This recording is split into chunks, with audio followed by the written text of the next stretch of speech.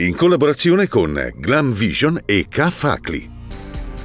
Vuole raccogliere un fiorellino per la mamma, ma una vipera gli morde la mano. Bimbo di 6 anni trasferito dalla Val di Nona al centro antiveleni di Verona. Raid no TAV a Trento contro il bypass ferroviario. Dove TAV e speculazione portano grigiore e devastazione, noi portiamo vita e colore. Treni e bus setacciati a caccia di migranti. Così chi scappa dalla guerra deve scegliere vie più pericolose per attraversare il confine del Brennero. Alcuni hanno perso la vita. Nuove incursioni dei vandali alle Segantini di Merano. La scuola allagata per la seconda volta nel giro di 2 settimane. Vola il fatturato di latte busche e cresce la redditività, ma preoccupa la siccità. Il presidente della provincia di Belluno. Il settore primario è la base per la vita della montagna.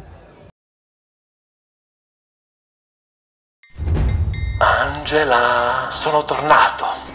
Come ogni anno!